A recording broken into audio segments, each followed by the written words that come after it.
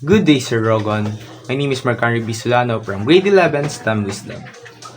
Given the equation of the ellipse, list the coordinates of the center, vertices and co-vertices, and foci. The given equation that I'm assigned is x squared over 25 plus y squared over 81 equals 1. Since mas malaki yung napasama sa y natin, our principal's axis is vertical. Lagi nating tatandaan na mas malaki ang a squared kaysa sa b squared. Since mas malaki yung napasama sa y natin, ang gagamitan ng equation ay x squared over b squared plus y squared over a squared equals 1.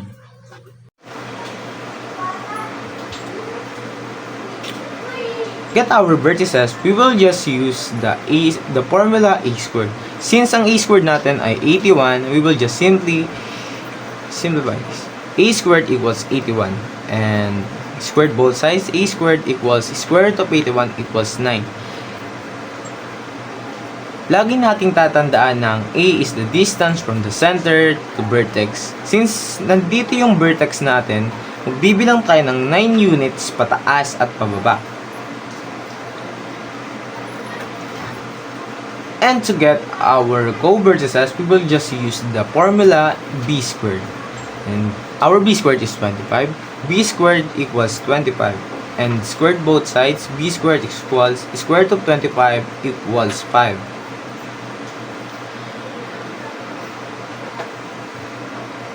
Since 5 ang co-vertices natin, magbibilang tayo ng 5 units pa left and pa right.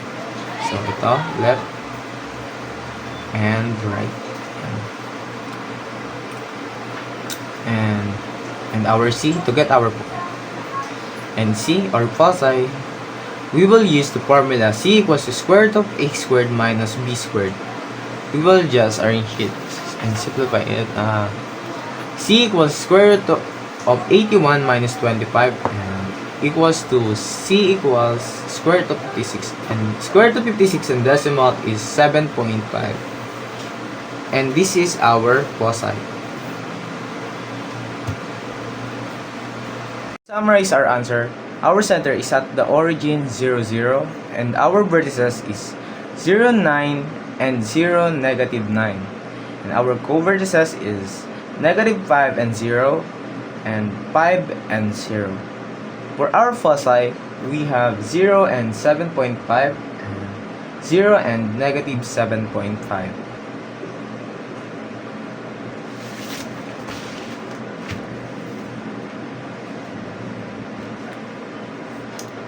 For our lateral recta, to get our lateral recta, we will just use the formula b squared over a.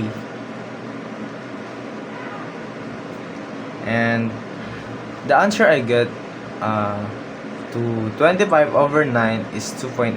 That's why our lateral recta is 2.8. Our four lateral recta in graph is negative 2.8 and 7.5 and 2.8 and 7.5 and negative 2.8 and negative 7.5 and 2.8 and negative 7.5. That's it. Thank you, Sir Rogon, for listening.